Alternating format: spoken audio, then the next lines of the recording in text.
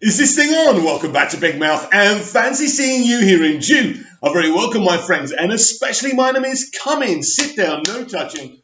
I don't do the touching, and welcome to Tuesday's edition of the dceu Daily exclusive here on Big Mouth. If you're feeling charitable, please smash the subscribe button and the like button, and after the video, go over to Twitter, follow me on @MoviesTVMad. So today we are talking Snyderverse versus hamadaverse. So what am I talking about? Well, the DCEU has had two verses in one universe. So we started off with Man of Steel, Batman v Superman, Suicide Squad, Wonder Woman, right? I don't know where to place Justice League, by the way, so we'll talk about that in a moment. And then you've got Aquaman, and you've got Shazam, right? And you've got Birds of Prey, and the fantabulous emancipation of one Harley Quinn. They're the hamadaverse. So, you know, Zack is Batman v Superman, Man of Steel, Suicide Squad, and Wonder Woman. And then the hamadaverse is the rest. So yesterday we did Harley Quinn's Birds of Prey movie versus Suicide Squad, which I in my opinion, Suicide Squad comes out on top in every element. Now, critics actually hated Suicide Squad and actually, when talking about Birds of Prey, put it above that. I don't see how you do that. I even think it's a superior Harley Quinn in Birds of Prey. But anyway, it's all about opinions, and we saw the reaction again was splintered to both films, Suicide Squad and Birds of Prey. So let's pit the Snyderverse against the hamadaverse. So Walter Hamada is the man who took over the DC Extended Universe and all DC films after the car crash that is Justice League. I'm going to say that Justice League is more got the mentality of the hamadaverse than the Snyderverse, even though I believe that Hamada would never have produced or put out anything substandard. Like Justice League, it has the positivity, it has the more light kind of element to it. Look, maybe we should just leave Justice League out of it. So let's look at the Snyderverse first of all. So the Snyderverse has Man of Steel and Batman v Superman. They're the most prominent films within the universe, but let's be clear here, Suicide Squad is part of the Zack Snyder kind of blueprint, and so is Wonder Woman. I think they did start looking to course correct during Wonder Woman, and that's why we never saw any DCEU characters in that film, because I think originally maybe we may have actually seen Batman and Wonder Woman speaking rather than them talking via a computer and him sending a delivery of that picture at the beginning of the film. But because Batman v Superman was divisive, Wonder Woman had to be a solo outing, and Wonder Woman is a fabulous movie. But Wonder Woman is, in all intents and purposes, part of the Snyderverse, and nobody can say any different. Zack helped Patty with the choreography for it to look exactly, or not exactly, but to be in line of what Snyder had already done with Man of Steel and BVS. The big differences, I think, between the Snyderverse and the hamadaverse is that Zack's verse is actually telling a defined story within these films, and it's actually going somewhere, right? So it's there's continuity. There's a shared universe here. So even though the Snyderverse is nothing like the MCU, it takes the same tact in terms of continuity, in terms of it trying to tell a story through these movies. So there's a similarity there. But in terms of the tone and what Snyder's attempting to do, of course, very different, a very different tone and mentality to the MCU. I think we should be clear here. But in terms of what Feige was trying to do with, you know, making it a shared universe, that's what Zack was implemented to do, and that's what he wanted to do in a very, very darker, defined way. And I think it works. And one of the biggest tragedies is that Zack was never able to at least tell that story before they removed him or they drove him away. So in Man of Steel, we set up this shared universe, and already you see kind of Easter eggs for Lex Luthor, Easter eggs for Bruce Wayne. We see his satellite as Zod and Supes are fighting. So it's already very exciting because they've already announced within this film this is the beginning of a shared universe. So I think we're all very hyped to see this film. And I think I don't really want to talk about the negativity, really. I mean, it's there. It was a kind of divisive movie, Man of Steel, but nothing like what Batman v Superman was going to become. Some of us are loving it, including myself. and the rest hating it, which was always very, very strange to me. So Man of Steel is a very, very interesting film in terms of its commentary, in the way, humanity is trying to look to the stars, and we know that our world is dying, like the Kryptonians' world died ultimately. And we're basically trying to do what Zod and the Kryptonians did, which is find another world, make sure we can live on it, right? And that's what Zod tries to do with the world engine. And even Michael Shannon in the special features of Man of Steel said that. He goes, we're seeing on the news all the time, and look what we're doing here. So one of the reasons Shannon took on that role, because he's not a superhero fan or a comic book fan, he doesn't give two hoots. When they asked him who was going to win in BVS against Bats and Soups, he said, I don't care. He basically did the whole Harrison Ford did, which was hilarious, because he's an actor. He's an actor, He's a proper theatre actor. He's in it for the craft, right, not for the BS, and I appreciate that. So Shannon took it on for that commentary. So Man of Steel is interesting because even though it's a darker Superman movie, it's very gritty. It's very mainstream in a lot of places.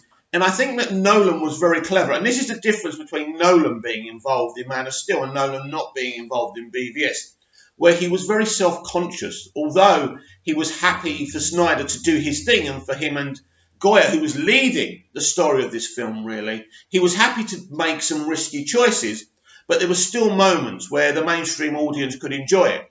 Like the silly bit. Oh, I think he's kind of hot. A silly bit, a throwaway bit, but those kind of things. Or the kind of interview that Lois gives Superman in the governmental office, and what the S, and and they have this kind of lightweight conversation, not lightweight in its effect, but kind of in the tone. So it was a fun conversation, like Superman and Lois having Superman the movie. It was meant to echo that, but in a different modern day 2013 way. So that film in places could be quite lightly toned on purpose, and I think that was Christopher Nolan's influence, because he was clever enough to understand it was awesome to make it a little bit darker, a little bit grittier, and let Snyder do what he wants to do, but it also had to appeal to the masses. And I think Man of Steel was less of an issue to the mainstream audience and the critics and the bloggers than Batman v Superman was, but that's obvious. We already know that. So we leap to BVS, and I think MOS tells a great story and leaves Superman's arc in a great place, because this is Superman's beginning. This is Superman Begins. He meets Jor-El. Jor-El tells him a few things, but he hasn't trained him yet. So this is not the finished article. This is Superman Begins, and I like that. And he has to put the costume on because he has no choice. Zod's invaded, and he has to protect Earth. Earth's his home. He's pretty much always lived on Earth, apart from when he's flying to, when he's in the spaceship. So a very good story, and it sets up the whole universe. So then you go to BVS. BVS from the very outset wasn't a blockbuster type of film.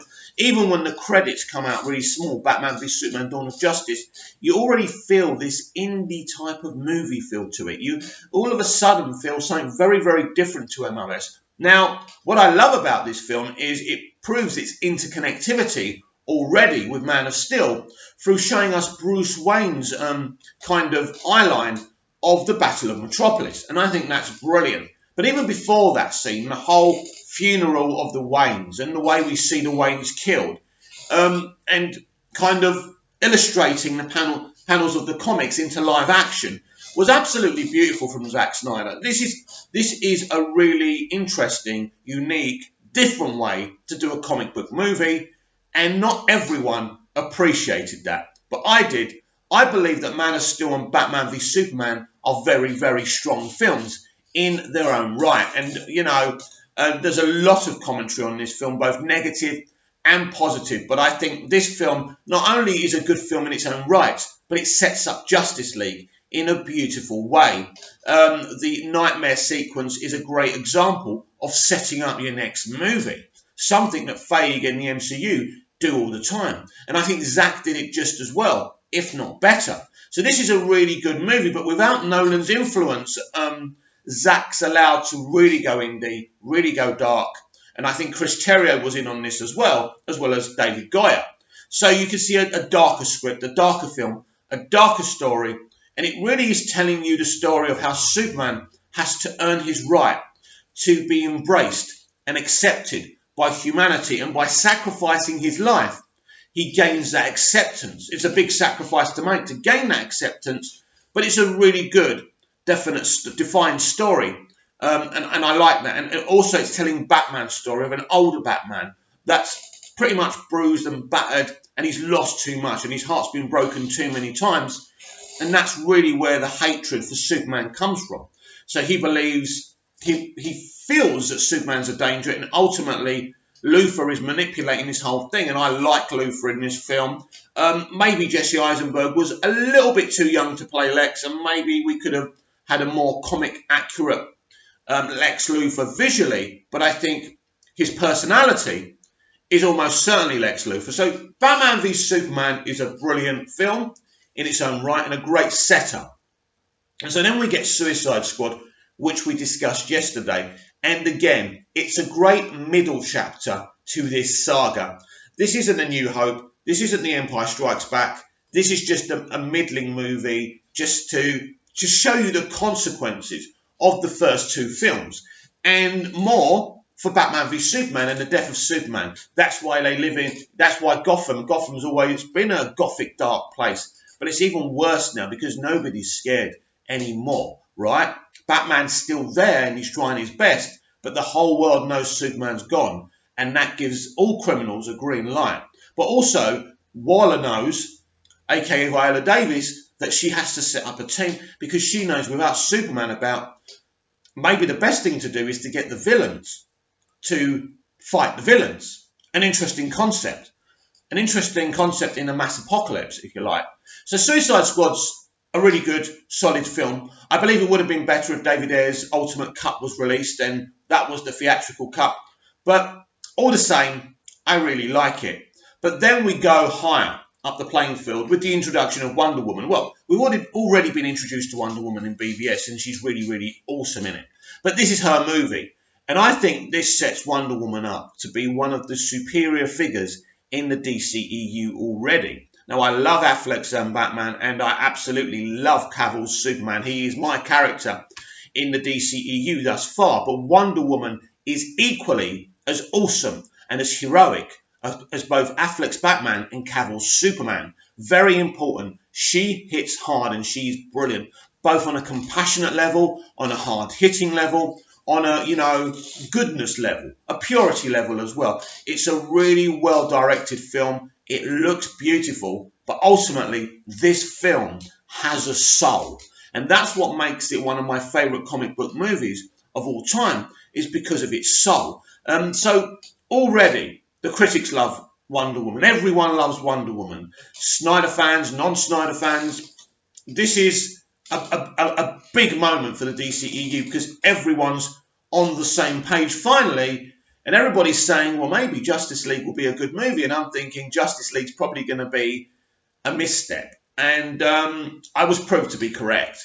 I always questioned how you can give Superman the great rebirth story in a Justice League movie. I don't understand that mentality. And we'll never know. Well, I hope we will know in the Snyder Cut that Zack did a better job at it. But still a very challenging thing to do, to have to bring Superman back and give him his character arc when you've got other characters to service as well.